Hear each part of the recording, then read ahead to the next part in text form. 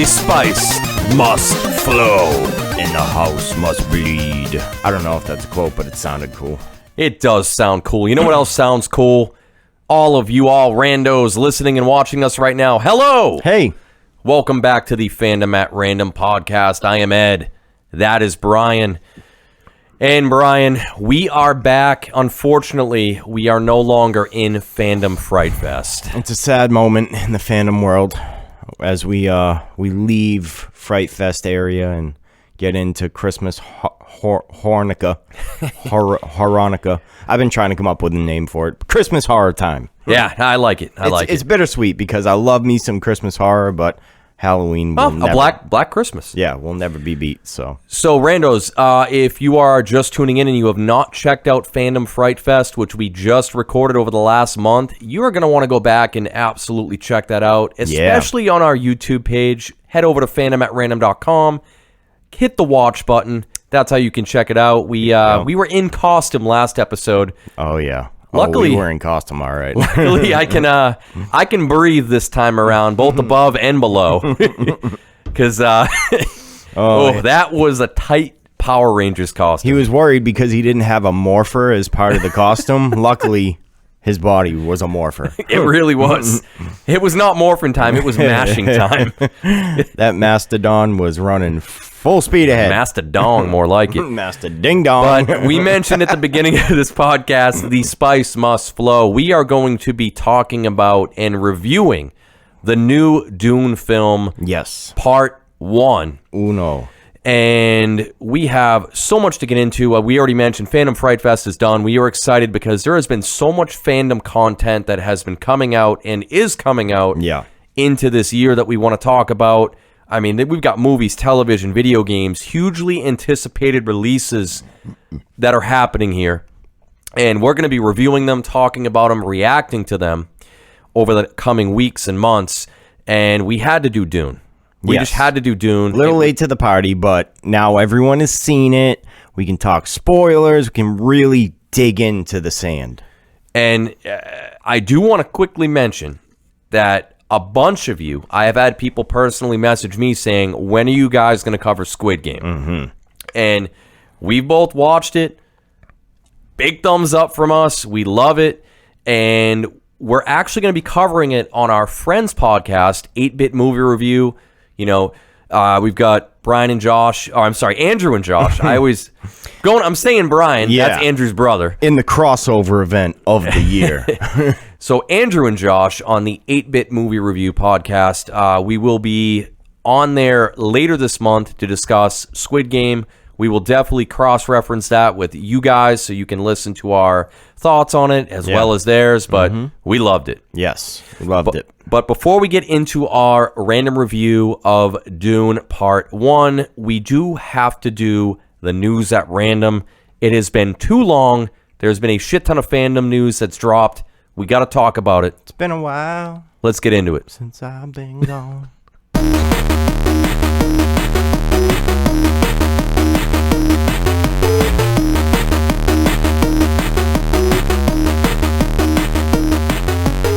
News at random. I missed you. We didn't do too much news during Fright Fest because it was all about the spookiness. But fucking my time. Let's get back. Let's get back. Let's talk about Activision Blizzard. My God. The Me Too of the game world. My God. I know. Seriously. But Brian and I, we've been dabbling in the Diablo 2 remake, and it's been good. Yeah. It's been good, but it's been plagued by all sorts of issues, especially connectivity issues. If you try to play on weekends, it's really tough to get into game room. You keep getting booted. Servers have been jam-packed. But we just got word from Activision Blizzard that Overwatch 2 and Diablo 4 are being delayed. Is this any surprise to you? Disappointing, but no, not a surprise. I mean, I would be surprised.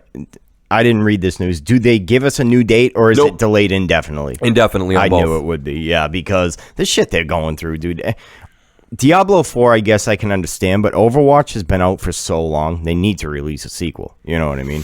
But it's still great. Not a surprise. It's still great, and like I don't another thing that's pissing people off in the Overwatch, and I'm not really a huge Overwatch player. I've dabbled in it. I think it's a really fun game. It is not for me though. And I could be completely wrong on this, but I've been reading that I believe the original Overwatch is a 6-on-6 game, and one of the main roles in that 6-on-6 is you have a tank. Yeah. And Overwatch 2 is going to 5v5, and they're kind of getting rid of that tank role, which is really pissing players off.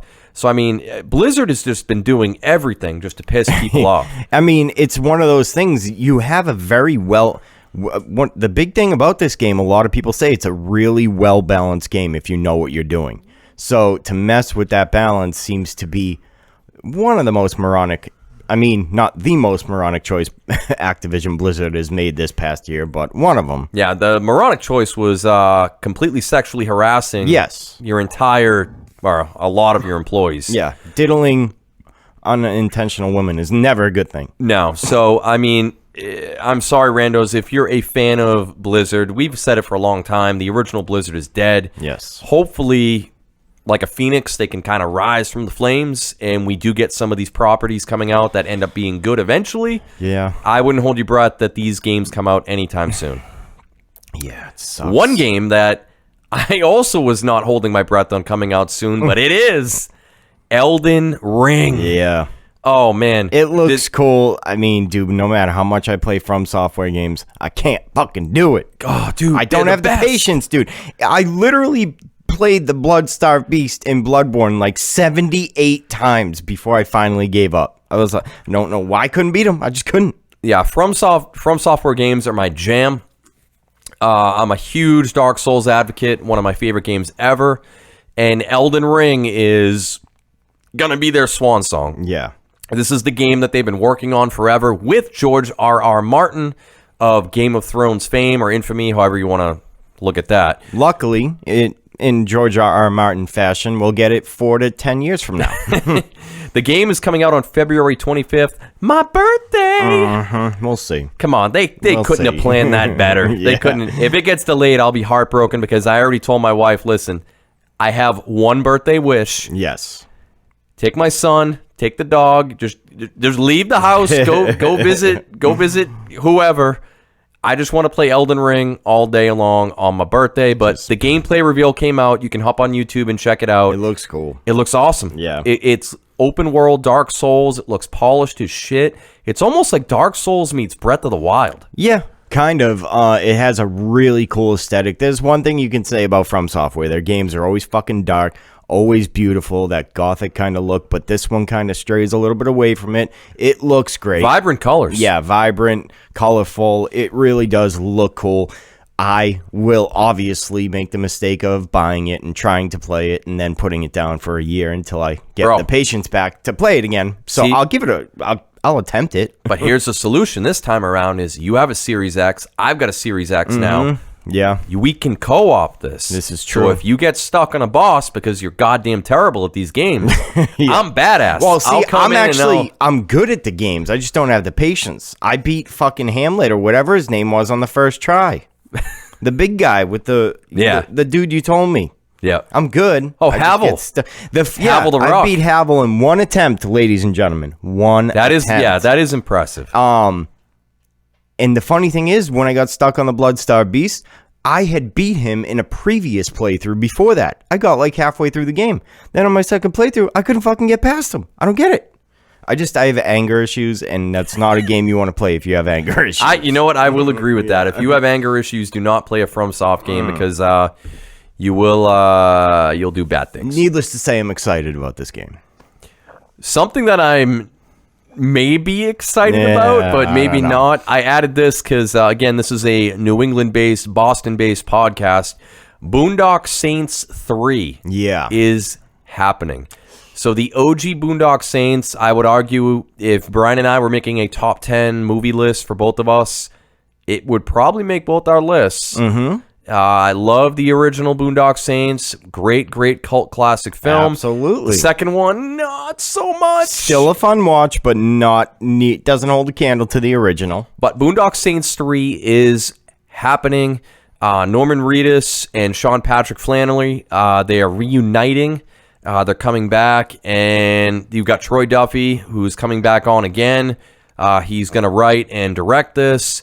I heard that they're actually so old that they turn into actual saints in this movie. They have died, gone to heaven, and been granted sainthood. Yeah, and I mean, I don't know about you, so the Boondock Saints 2, which was, I believe, All Saints Day. Yeah. Norman Reedus, whatever, he still looked fine. No, yeah, and he did. And in Walking Dead, even though he looks like a greaseball, he still looks younger. Sean Patrick Flannery, though, he got work done. I was gonna say he definitely got some kind of like plastic surgery. Like his face looked like plastic. Like maybe he was in Face Off with John Travolta and Nicolas Cage, and he was kind of like the cast off because it didn't work that. You know what I'm saying though? Like it was noticeable. He looks plastic. Like the only other person I can think of that's worse is Michael Jackson. I don't like speaking ill of the dead, but it's bad. And when I saw that second movie, that's all I could focus on was Sean Patrick Flannery's face. I just want to take his face. Gives me the heebie-jeebies. Off. Yeah. So I don't know. Hopefully they can redeem it. The second one wasn't that good, but I did like the ending of the second one. That was badass. Yeah. It was. Brian, your favorite time here. Let's do some sports at random news. Yay, sports. So the Atlanta Braves, they have beaten the Houston Astros to win the World Series. We did not get a chance to mention that, but obviously sports are a big fandom. That was a big win for the Atlanta Braves. Obviously, we wanted our Red Sox to go all the way. That did not happen, but at least those damn Astros didn't win. Yeah. And then more recent kind of controversial news in the NFL. Aaron Rodgers tested positive for COVID-19. Yep. And the kind of kicker is he lied about being vaccinated. Yeah. I mean, good for him. This is what?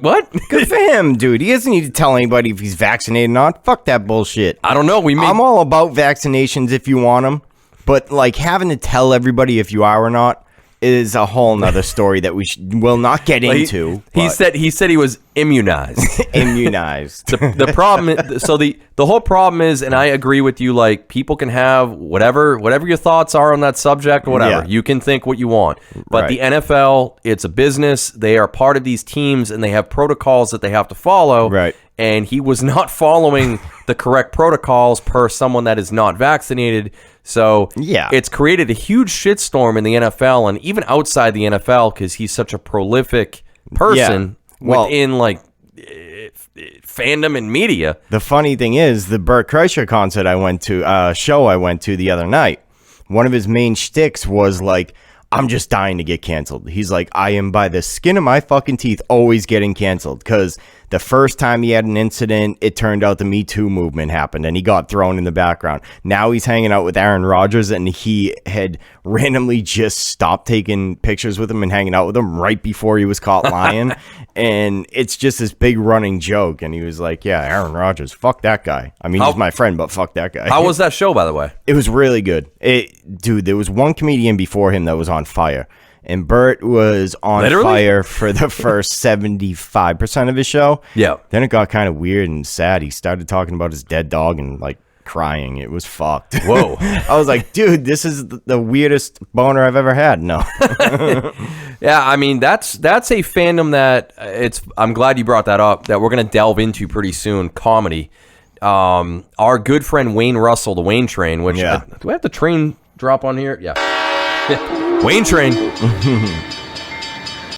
So we're going to get Wayne Train back on. He is our comedy fandom aficionado. Yeah. Wayne knows comedy better than anyone I know, stand-up comedians. And we talked about actually doing our consensus top 10 stand-up comedians of all time. Yeah, that'd be a good one. Which would be a good one to do. So maybe we'll pull the trigger on that maybe sometime in the next month, 2 months. So stay tuned for that. But yeah, so Aaron Rodgers, fuck that guy. God damn. Yeah. Well, yeah, screw Rodgers anyway. Let's talk. I was excited about this news. So Netflix, they are doing the Avatar: The Last Airbender live-action film. I'm sorry, series, not a film. We won't talk about the live-action film ever again. Oh, God, nightmares. But they have cast Fire Lord Ozai, and it is Daniel Dae Kim of Lost fame. He played Jin in Lost. Yep. Also, he's played in Hawaii Five-0, and I think he's a terrific actor. I think he can nail this role. Yeah. So I was super happy with the casting.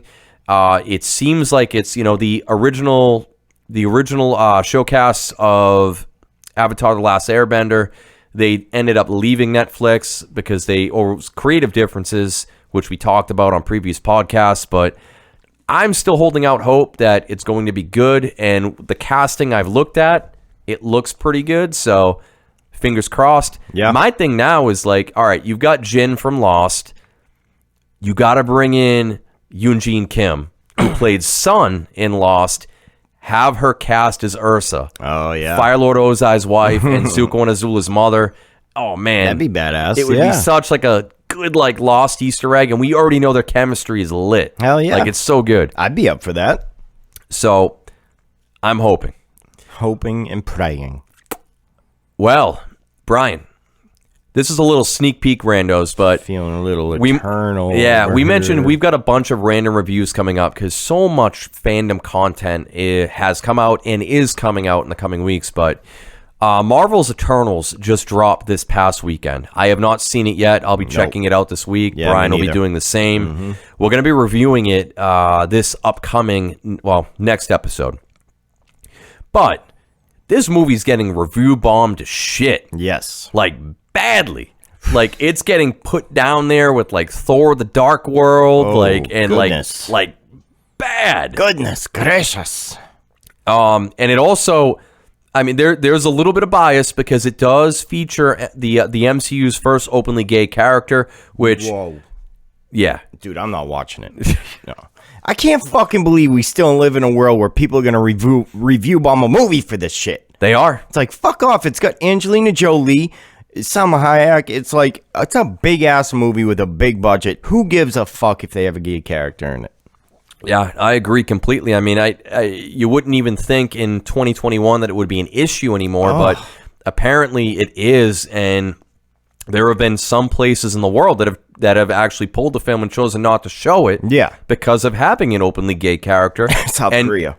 Yeah, I mean, and unfortunately, it is getting review bombed by unfortunately, we call them the vocal minority. Yes, but at the same time, whatever. I mean, you and we're going to reserve our own judgment. Right. We're going to go see the film. We'll give it an honest review next week. So, yes, sir. Screw Rotten Tomatoes. You come to Fandom at Random. Doesn't matter where you put your dick. To get the real review. We're gonna watch that movie and review it fair.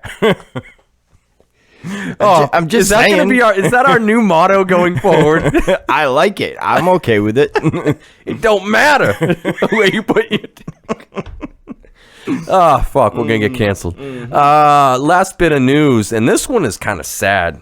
Yeah, dude. We got to talk about the Travis Scott shit going on. Let's do some music fandom news. Yeah. So, I mean, Brian and I mean, we've seen our fair share of concerts between us both. Yep. And, I mean, I've been to, like, hardcore shows, metal shows, and the majority of them, even though it's very, like, aggressive, violent music, like, there's mosh pits, there's, every which way. Like, usually people get knocked down in the pit. Yeah. You help them up. A wall of death. There is many things that can kill you in a hardcore show.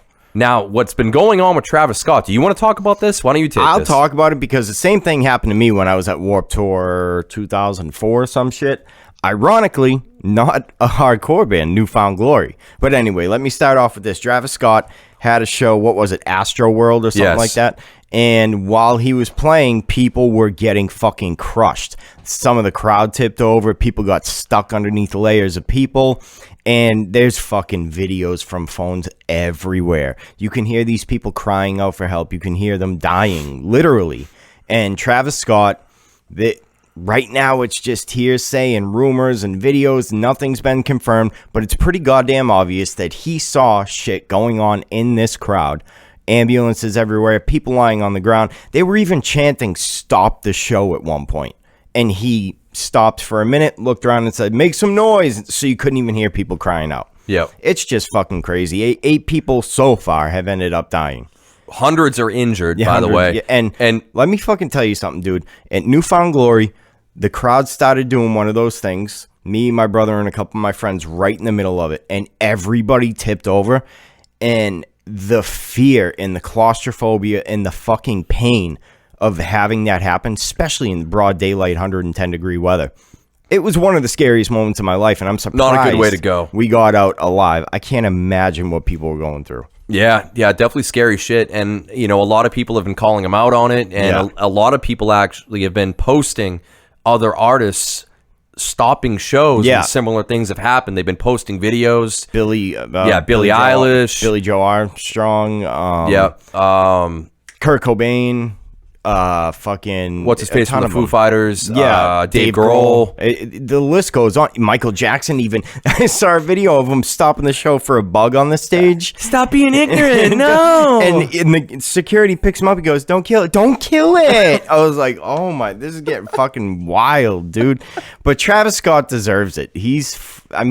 He clearly just was too fucking ignorant to stop his show, It's a sad fucking thing. It could have been prevented if all he did was just say, "Hey, everyone stop. Move outward. Just control your fucking crowd," We'll see, but this will undoubtedly change how live venue shit is going to happen here. Probably for the worst. Probably in America in the very immediate future. Yeah. We'll see what happens, but it's going to affect shit. Yes. All right, that covers the news at random. Brian, anything else? Big news. Battlefield comes out. I'm excited. This is my Elden Ring From Software moment. So don't bother me for the podcast when Battlefield comes out. When's it come out? Leave me alone. Next week, the 12th. Or is it this week? That is, what is today? Today is November 8th when we were recording this. So it will come out on November 9th. This week you get early access, and I can't wait to play, and I'm going to be streaming it on Twitch. All right, cool. Well, maybe I'll meet you there, and I'll blast you in the face. Fuck yeah. Bah! All right, let's get into our random review of Dune Part 1.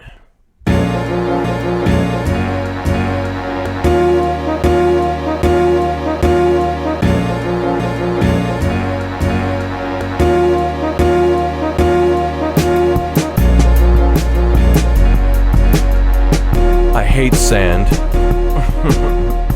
It's coarse and it gets everywhere.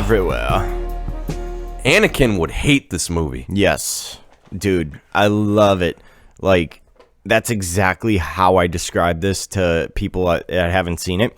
It's like a grittier, darker Star Wars, and I was all about it. But we'll see how I feel about it at the end. So, randos, couple quick things before we get into our random review. There is going to be spoilers. Yes. There will be spoilers, but before we get into spoilers, because usually this is where we mention, hey, if you haven't seen it, stop the podcast, hit pause, go watch the film, come back, check out what we have to say. But I will mention, if you're going to watch this film and you have not seen it yet, turn the subtitles on. Watch it with the subtitles on, because we're going to talk about it pretty soon. The sound design in this film and the sound everything is amazing, but there are a lot of parts that have like quick whispering and little dialogue things going on that you'll miss. I highly recommend just turn the subtitles on when you watch this film. You'll gain a lot more out of it. Yeah. All right, so spoilers are going to happen. And I want to mention as well, when it comes to the Dune fandom, Brian and I are complete newbies. Yes. Complete newbies. We have not read Frank Herbert's original work. We have not seen the OG Dune films at all. Yeah. And I think it's gonna be beneficial, because those of you listening and watching, if you are new to Dune, then you're with us. I mean, we're on this journey with you. If you are a veteran of Dune, if you've read the books, if you've seen all the OG content, and you really enjoyed it, and you want to you want to hear our take, we're excited for that. But if you want somebody more experienced, we have one of my good buddies, Edward Valentine. He is a big Dune aficionado. I've talked to him about this a couple weeks ago. So Brian and I, we're going to do our spiel today. We're going to get him back on the podcast, hopefully here in the next, I'm going to say couple months, because we want to retouch on Dune, maybe talk about... The lore is deep. Yeah, and I want to get his take on the lore. Mm-hmm. I don't even mind getting some spoilers and shit, because they could kind of twist the movie a little bit in what direction they would go on part 2. But we're going to get him back on to kind of discuss his thoughts briefly on the movie, and then delve deeper into the lore. So that'll be exciting. Eddie Valentine. Okay. All right. So Dune, or Dune Part 1, again, came out. I didn't see the Part 1 at the beginning, by the way. So this is a Part 1. Remember that if you haven't seen it and you're going to watch it. It is a Part 1. Even though it's almost 3 hours long, it is a Part 1. Right. So Dune Part 1 is a 2021 American epic science fiction film directed by Denis Villeneuve. Also, I added a note in here of Blade Runner 2049 fame, another excellent sci-fi film. Yep. Highly recommend you check that out. I haven't seen it. I still have to see it. So also written by him, John Spates, and Eric Roth. It is the first of a planned 2-part adaptation of the 1965 novel by Frank Herbert, primarily covering the first half of the book. It's set in the far future. It follows Paul Atreides as his family, the noble house Atreides, is thrust into a war for the dangerous desert planet on Arrakis, and that sets up the film. Good breakdown. Good breakdown, sir. So I have a couple notes here. We can touch on plot points. We're going to keep this kind of free form. We don't have to stick to a timeline. But Brian, you'll probably agree with me that if you went to go see this film in a theater, hopefully you saw it in an IMAX or a really high-def screen, or if you were at home, hopefully you're on a 4K screen. Yeah. That was big because the visuals in this film are goddamn gorgeous and epic. I was fucking glad that we had a 70-inch 4K TV to watch this on. It was amazing. And, not even just the effects, but the set pieces, just all the visuals. You know what I mean? The way things were put together, the lighting, everything. It came together so friggin' well. Yeah, and it was... I mentioned Denis Villeneuve, who did Blade Runner. There was some criticisms I had heard about and read on this, but the direction he took with this film, he kept it everything was very clean. Yeah. Everything was very stylish, clean. I liked it. Just to, I'm trying to find another synonym for clean, but then, oh my God, he's dying over there. Oh no. Did you inhale the spice? Yeah. Sorry. He's seeing shit. Went down the wrong tube. So I really enjoyed the visuals in this film. I thought he did a great job with it. Yeah. And what I was mentioning is they were saying it should have been grittier. I don't know. I thought it was good the way it was. Yeah, not at one point during the movie did I ever stop and say to myself, this isn't gritty enough. I thought this, again, I keep describing it as a grittier, darker Star Wars. And it had just enough of it for me. I think they balanced it really well, and if it went too far in one way or the other, it might not have looked as good. So I was about it. So you just brought up Star Wars, so we'll kind of jump into my next bullet point. So this movie to me, and again, we're coming in as complete Dune newbies. We know nothing about the lore. Yeah. This was pretty much Game of Thrones in space. Pretty much, yeah. Pretty much. You have the different houses. There's an emperor. Yep. And you've got all these different, planets. There's interstellar travel, yada, yada. A lot of politics and war and shit going on. And also to touch on Game of Thrones, again, we mentioned spoilers. Everyone fucking dies. We're going to talk about that was the awesome part. There's not a lot of action in this movie, but it is done so well. I mean, the star-studded cast, like we mentioned. I mean, you've got people like Oscar Isaac. Rebecca Ferguson is one of my favorite actresses ever. So when I saw her, you got Batista. Yeah, Dave Batista, Zendaya. Javier Bardem. I mean, Jason Momoa. Dude, everybody. And then Polka Dot Man from Suicide Squad. And a lot of them die. Yes. Like Game of Thrones. We're talking spoilers, so I can say I really thought they were going to keep off. I guess Aquaman can't survive in the desert anyway, so it makes sense. It's not his natural habitat. But no, I thought he would be one character to live, and spoilers, he does not. No, he gets killed in the most epic way. But, Game of Thrones in space, but you can see how this book that came out in the 60s, how it was such like an advancement of sci-fi in general. It totally influenced like, Star Wars coming out.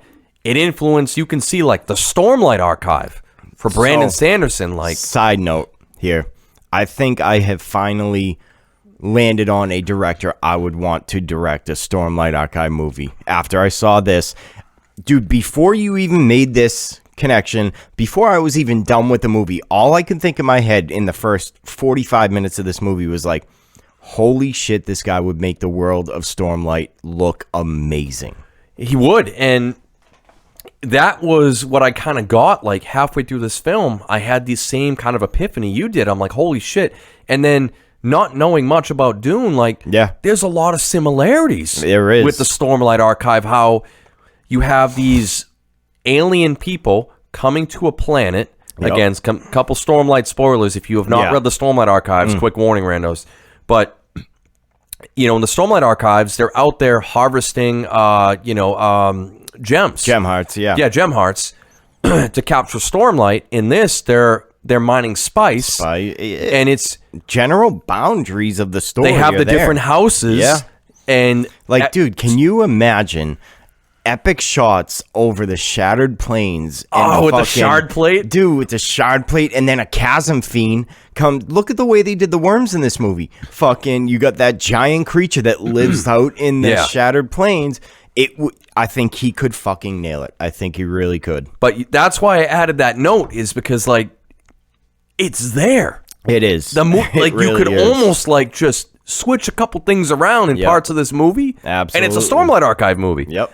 And then also Tremors, because of the sandworms. Yeah, I definitely got that at the end. Big tremors, but tremors nonetheless.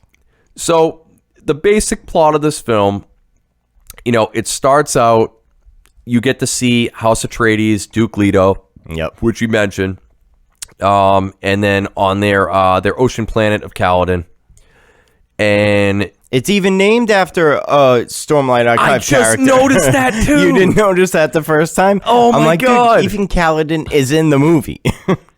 But this movie does a good job for newbies like us that didn't know much about it, to really kind of quickly get us into the lore without hitting us over the head with it. That's an important note, I think. They didn't just read us a textbook about the world. They gave us just enough, while also revealing some shit through visuals and imagery for us to all piece it together. Yeah, they let a lot of the lore happen organically. Yes, rather than say beat you over the head with it. This is the spice. Yeah, exactly. This is spice, and it gets you high. No, we can tell that by the way people get high off of it. But we had a very within the first quarter of the movie, we understand the House Harkonnen. They were on this desert planet of Arrakis, dude, mining spice, and they explain how spice, they need that to fuel interstellar travel, which is why it's so important. Can I just say, Vladimir Horkoven, or whatever, of that house, the Baron, is by far the scariest character in any sci-fi movie I've ever seen. It's terrifying. I am a horror fan. I don't know if you guys know that. I love horror. No, but in reality, any sci-fi movie, except maybe The Thing, is by far the scariest character. When he levitates, I got the fucking legitimate heebie-jeebies. So I'm glad you mentioned it. So Sean, who our buddy Sean, if you're listening, hello. Hi. He was a big fan of this film. Again, like us, he knew nothing about Dune going into it, and he saw this a couple days before I did. He mentioned there was a part that was really unsettling to him. After I watched it, I talked to him the next day at work. I'm like, dude, it was the Baron, wasn't it? Yep. And when he just, like you just said, the slow levitate and just coming over and just the... It's a mixture between Stellan Skarsgård's acting and the effect of the levitation. They hit it to make it look very surreal, kind of like Phantom-esque. You know what I mean? And... rumor is Stellan Skarsgård wanted to do every one of these scenes naked, hanging dong. He's like, I feel like that would make it more powerful. It would make it something, that's for sure. Jesus. But I think they really made the good choice, because every time that dude got up out of a chair, I was like, Yeah. Fuck, you know? Oh man, hide your spice rack. I don't want to. Yeah. I don't want to see that. It was just creepy. I've never seen an effect used so well in a movie. Yeah, but just a great villain setup. Yeah. In that just menacing and like and then when he's on the wall after that attack. Oh yeah, like up there like oh, I'm like But we get to see so the main protagonist in this film is Paul. Yes. Which, it sets him up early in the film, and you get to see him, talking to his mother, and then you get to see him training the voice. Yeah. Which, again, we don't know what that is. No, but they do a good job getting to it. Get me the water. Give me the water. put the lotion in the basket. And it again, like not knowing anything about this universe, I was like, I'm like, all right, so there are quasi like abilities and powers. Yeah, and then like the sign language, I was like, oh, that's a cool little tidbit.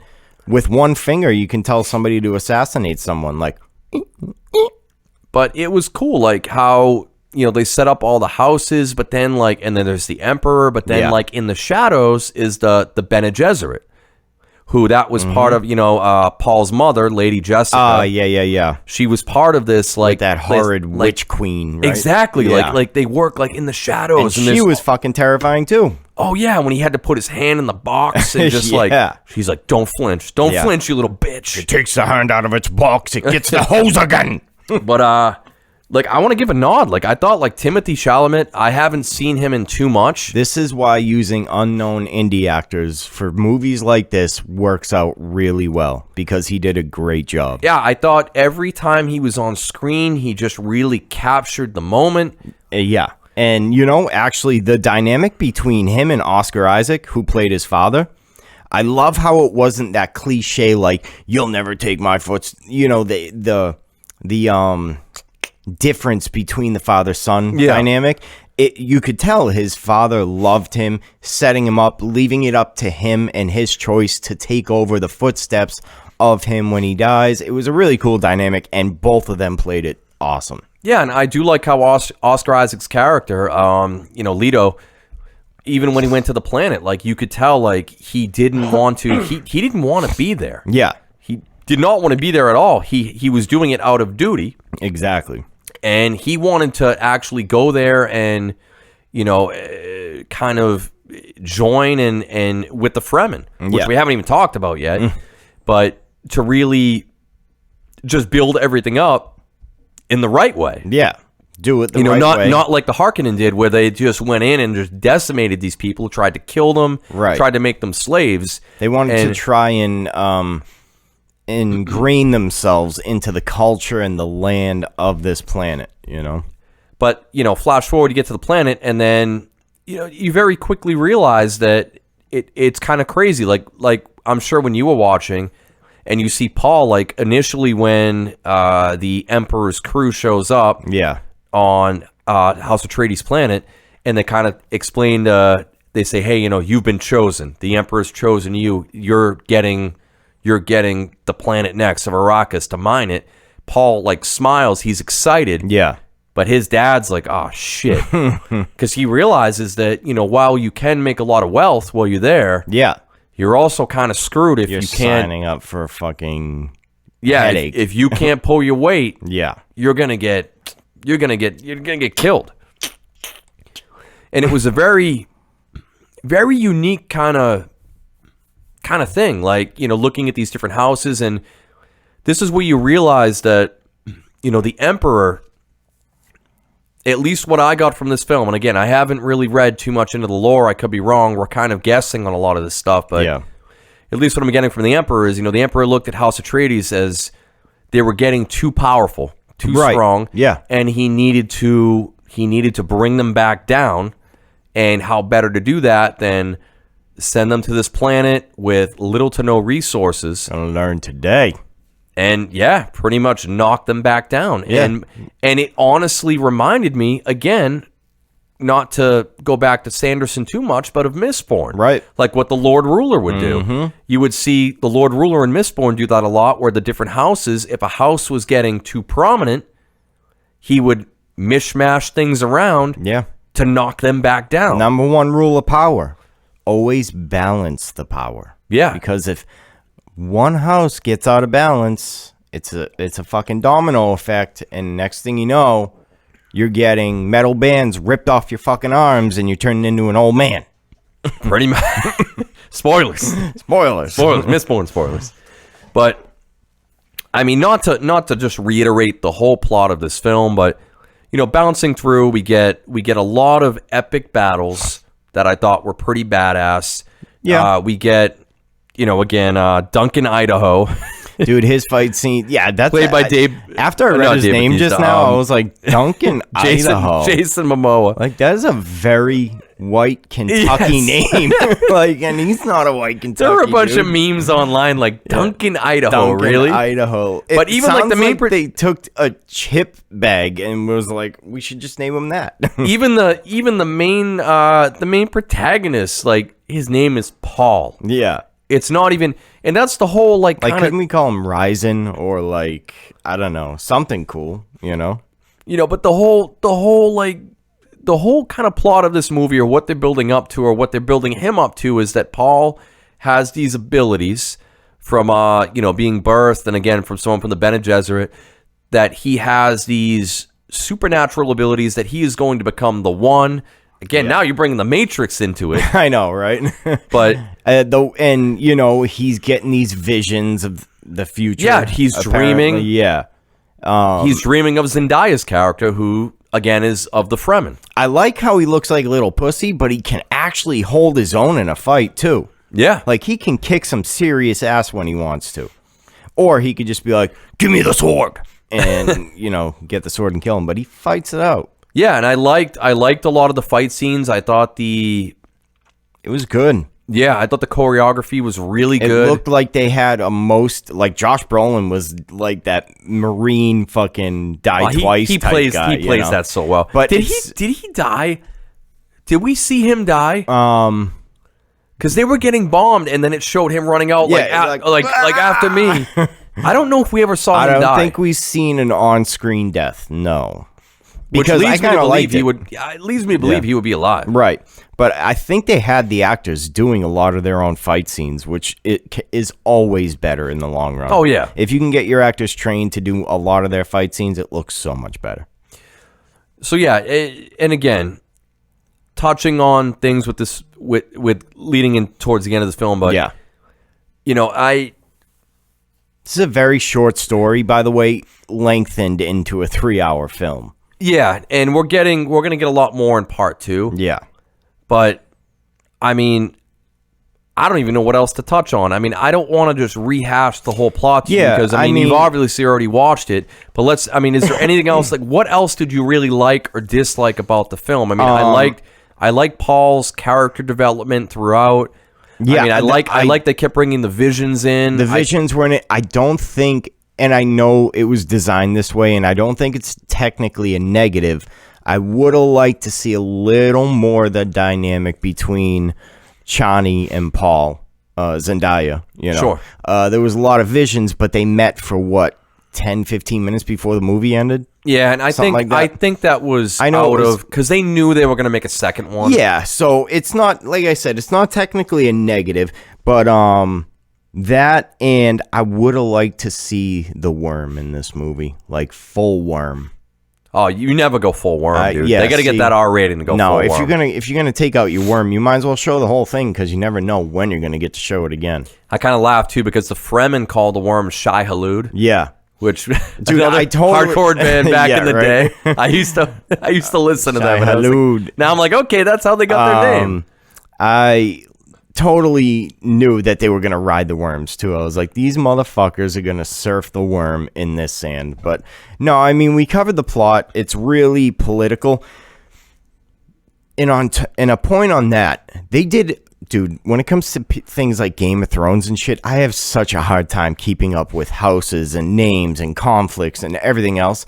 They did a really good job explaining everything with so many words that it wasn't too confusing to keep up with it. You knew the Emperor was the asshole, killing, like, sending them to the planet. You knew House Atreides was them, and I knew the names of all the groups by the end of the movie. That almost never happens. So this director did an amazing job at building this world, keeping it held together without being cluttered, which in a movie like this and a story like this could easily happen. Yeah, no, I agree. And, working again towards the end of this film, how did you feel about the ending? I didn't think he was going to beat that dude, the guy he fought. So did you realize the foreshadowing? What do you mean? So it's funny because I talked to Sean about this. So we got to remember too. Ed just watched this past week. It's been almost 2.5 weeks. I think 3 weeks. So I'm trying to put it all together. The foreshadowing of him. So earlier in the film, he has a dream or a vision when he goes to see Zendaya again. Yeah. And they're in kind of a cavern looking and up. He's talking to him as a friend. Yeah. Yeah. No. This is when he's still with Zendaya. And she has, they embrace, or they go to kiss or something. Yep. And then he goes oh, and looks back, and she's stabbing him. Or he's getting stabbed, and he gets the knife, and he's all bloody. And then it makes a comment it says something to the tune of, taking a life is akin to killing yourself. Huh. So later in the film, he beats this dude. Yeah. He kills him, but in effect, he's also killing Paul. He's also killing the old Paul to take another step forward. No longer Paul. I will now be PPOP. So PPOP, he takes another step forward. So yeah, no, that's a good point. And also though, so am I crazy, or was there a scene that Paul, the other guy that he killed in the end, and Zendaya were all sitting in the cave? Yes. And they were best friends, they had been together for a year or two, maybe more. Or at least good friends, you know what I mean? They were talking to each other like they've been traveling together for a while. Yeah, I think more of those were